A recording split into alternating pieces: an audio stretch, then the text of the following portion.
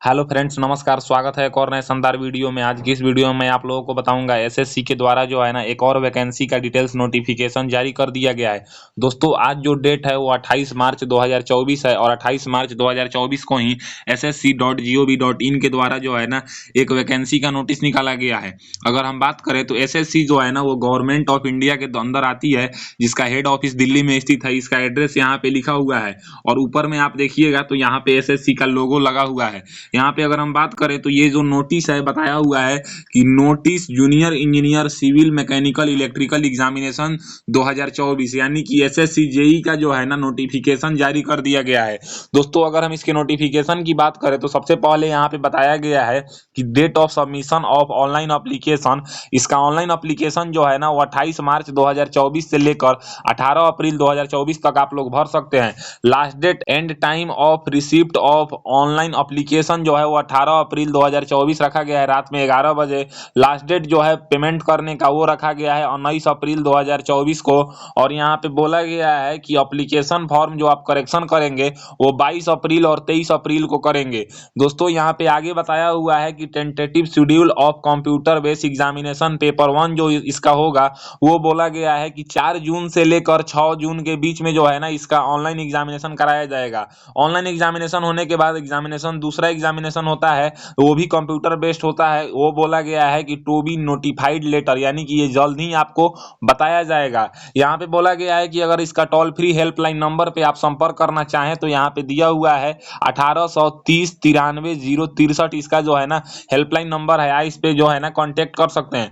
यहाँ पे बोला गया है पोस्ट और क्वालिफिकेशन के बारे में। अब देखिए, पोस्ट की अगर हम बात करें तो सबसे पहले जो है ना बॉर्डर रोड ऑर्गेनाइजेशन का जो पोस्ट है, इसमें बोला गया है कि कौन कौन से लोग आवेदन दे सकते हैं, यानी कि कौन से क्वालिफिकेशन को रखने वाले लोग। तो बोला गया है कि इसमें अगर आपने बैचलर डिग्री किया है सिविल इंजीनियरिंग से किसी भी यूनिवर्सिटी और इंस्टीट्यूट से तो आप जो है ना इसमें आवेदन दे सकते हैं। लेकिन अगर आप जो है ना बीटेक नहीं किए हैं तो 3 साल का डिप्लोमा किए हैं तो इसमें आप आवेदन दे सकते हैं। लेकिन डिप्लोमा वाले कैंडिडेट्स को बोला गया है कि 2 साल का जो है ना आपके पास एक्सपीरियंस होना चाहिए प्लानिंग का, एग्जीक्यूशन का या मेंटेनेंस का सिविल इंजीनियरिंग वर्क में, तभी आप इसमें आवेदन दे सकते हैं। 30 साल से कम आपका एज होना चाहिए तभी आप इसमें जो है ना आवेदन देंगे।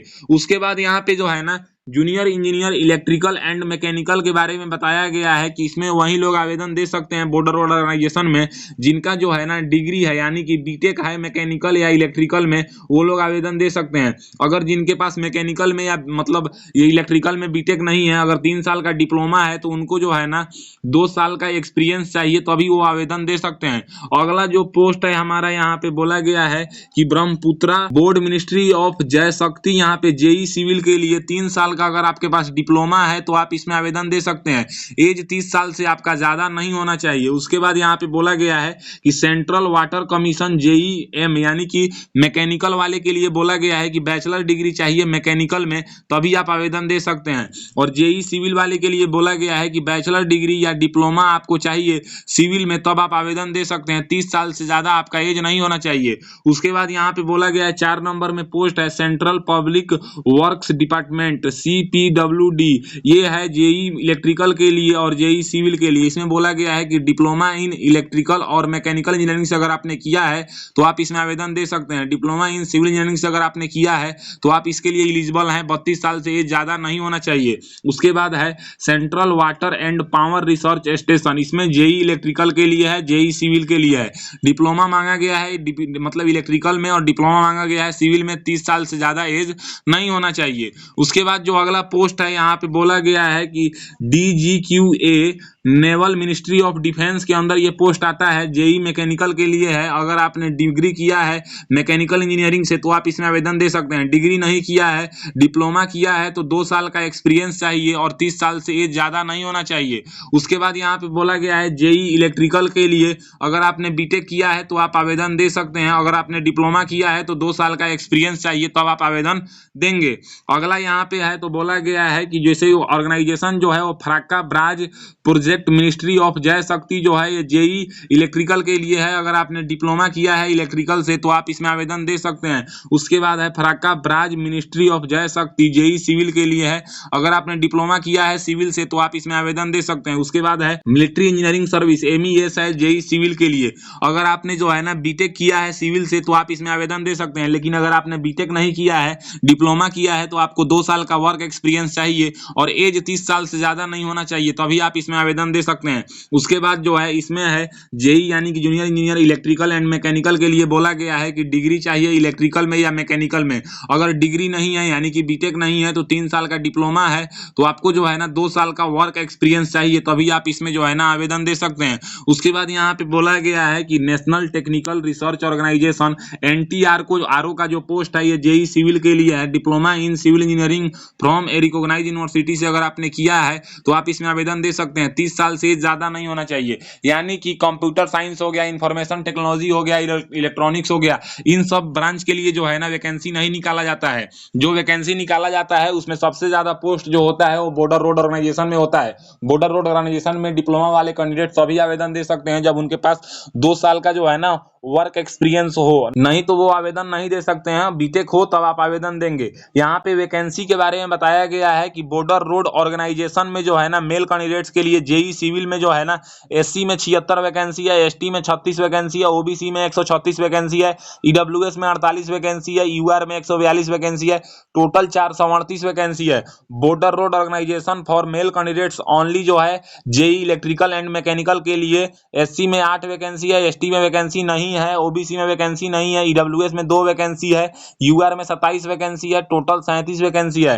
Brahmaputra road ministry of Jal Shakti में जो है जेई सिविल के लिए टोटल जो है UR में 2 वैकेंसी है। उसके बाद जो है यहाँ पे central water commission JE mechanical के लिए जो है ना यहाँ पे बोला गया है कि टोटल जो है वो 12 वैकेंसी है। उसके बाद यहाँ पे बोला गया है सेंट्रल वाटर कमीशन में जो है जेई सिविल के लिए हो उसमें 120 वैकेंसी है। उसके बाद सेंट्रल पब्लिक वर्क्स डिपार्टमेंट जो है जेई इलेक्ट्रिकल के लिए 121 वैकेंसी है। उसके बाद है central public work department JE civil के लिए, इसमें 217 वैकेंसी है। उसके बाद है central water power research station JE electrical के लिए टोटल 2 वैकेंसी है। उसके बाद है central water power research station JE civil के लिए टोटल 3 वैकेंसी है। उसके बाद है यहाँ पे DGQA नेवल डिफेंस, मतलब ये मिनिस्ट्री ऑफ डिफेंस के अंदर आता है, naval ministry of defence JE mechanical के लिए टोटल 3 वैकेंसी है।